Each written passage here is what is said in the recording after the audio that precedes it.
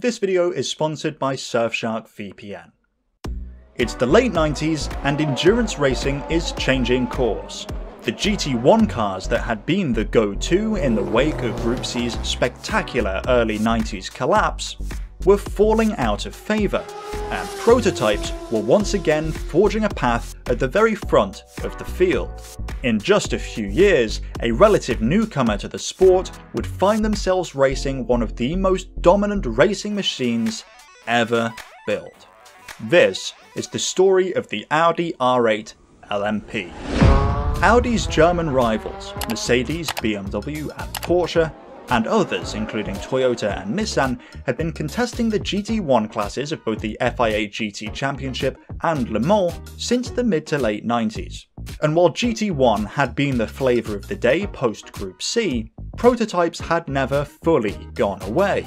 In fact, at Le Mans, Yost Racing using an LMP spec TWR Porsche WSC 95 had won Le Mans twice in a row in 1996 and 1997. Beating out the theoretically faster closed-cockpit LM GT1 cars. Audi, who had not yet been involved in the on-track action, wanted to take advantage of the brand-building potential of a successful motorsport entry. In 1997, Audi sport boss Wolfgang Ullrich set about exploring options for a potential entry. The American Le Mans series was in the works, and Audi believed that with the American market on the table in addition to the existing European audience, they could make it make sense to field a car.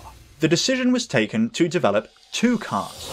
An open cockpit true LMP style car powered by a 3.6 litre twin turbocharged V8, and built by famous racing car manufacturer Dallara, who were also helping Toyota build their closed cockpit GT1, and a second closed cockpit car powered by the same engine and built by Racing Technology Norfolk. The reason for the split development was simple.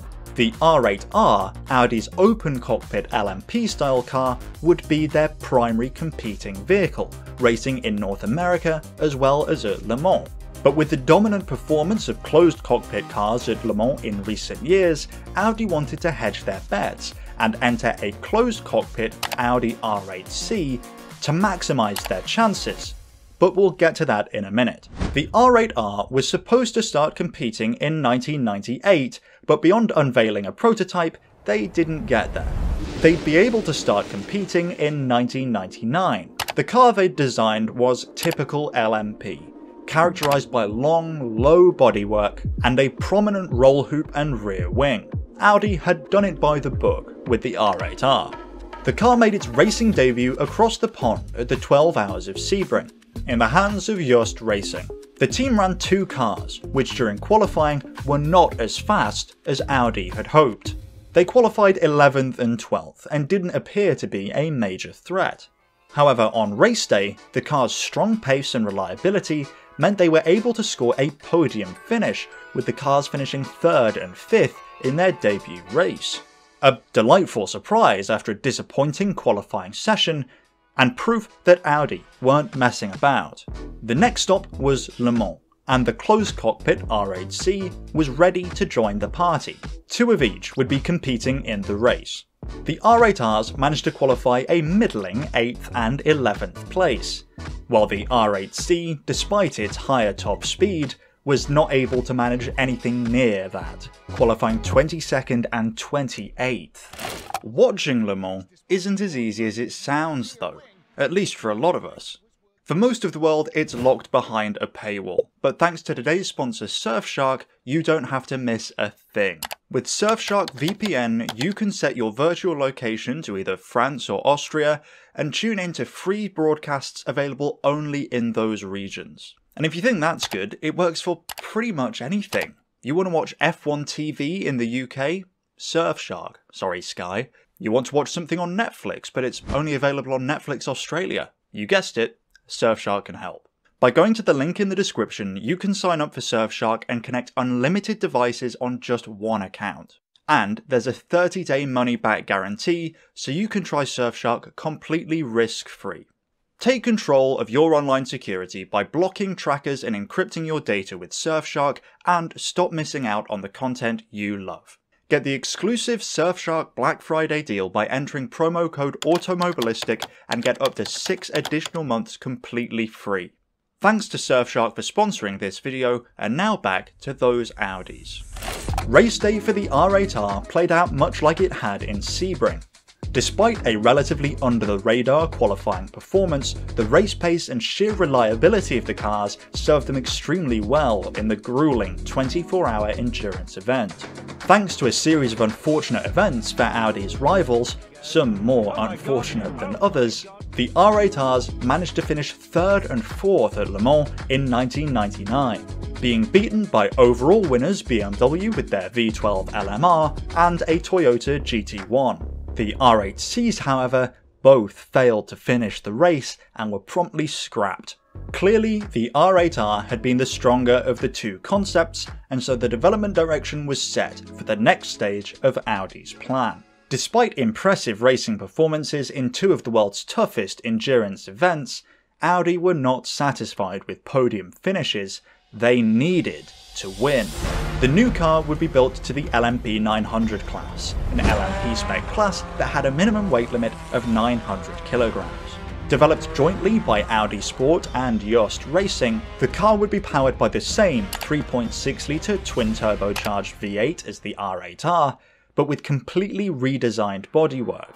They reduced the size of the roll hoop, a trait that had greatly helped BMW's V12 LMR the previous year, reducing the frontal area of the car and therefore reducing drag. This, along with much of the rest of the design, helped to funnel as much airflow as possible to the enormous rear wing, helping increase its effectiveness. While the development of the R8 LMP 900 was going on, however, their rivals were dropping like flies. Mercedes, after a disastrous showing at Le Mans in 1999, quit sports car racing altogether out of embarrassment, choosing instead to focus on DTM. Toyota too, who had come so close to success at Le Mans, left the sport along with BMW to try their hand at Formula 1, though the BMW car would still compete in the years ahead, just without any factory support or further development.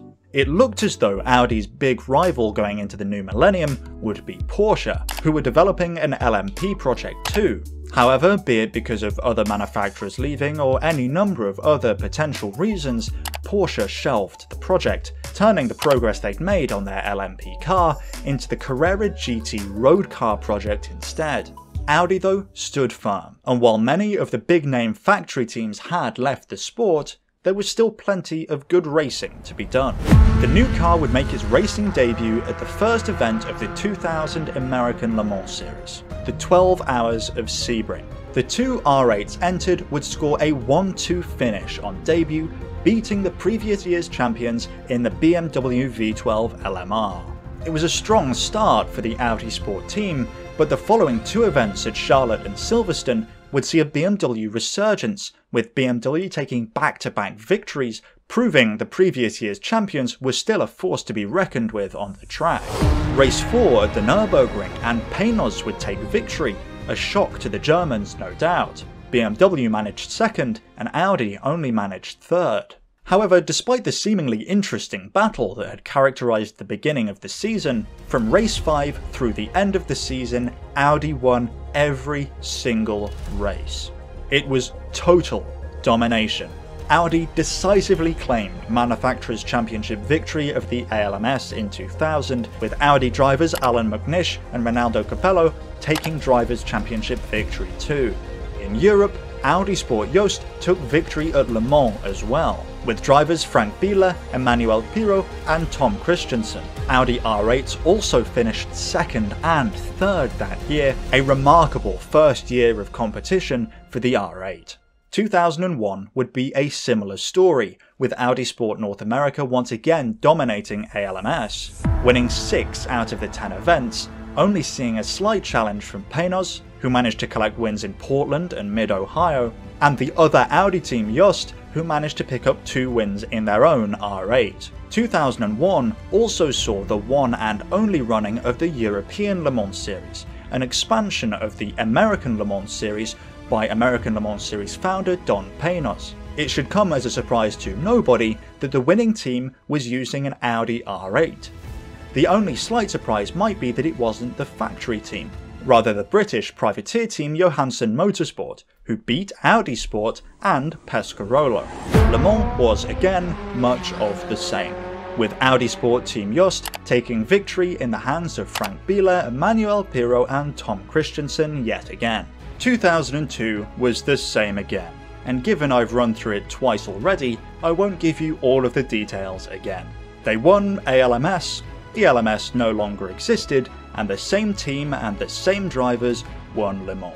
It was shaping up to be an era of dominance for the Audi R8. It seemed nobody had an answer to the sheer pace and reliability of the car that Audi and Jost Racing had built.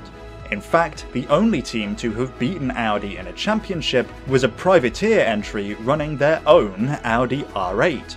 While the constant winning was certainly what Audi had hoped for, and it was undoubtedly having a positive impact on the brand's perception both in and outside of motorsport, VW wanted to make the very most of this success. Bentley, also under the Volkswagen umbrella, had contested Le Mans in 2001 and 2002 with the Bentley EXP Speed 8. This car was not doing very well, primarily because it was quite heavily based on the closed-cockpit Audi R8C that had been scrapped after 1999 for being shit. However, by 2003, Audi had turned their effort around, and so Jost Racing was reassigned to help Bentley build a car that might be able to compete with Audi's R8. Now, of course, this wasn't entirely competition in a traditional sense. Jost Racing had helped develop the R8 that Bentley were trying to fight, but the new 2003 Bentley Speed 8 wasn't just a rebodied Audi. It did share chassis and drivetrain components, but the Speed 8 was a closed-cockpit LMGTP car, with completely redesigned aerodynamics and a new larger displacement 4-litre V8. At Le Mans, Audi would not just have to face off against the Speed 8, but it would have to do so at a disadvantage, as restrictor regulations slashed the R8's power output to 550 brake horsepower, down from its previous 610.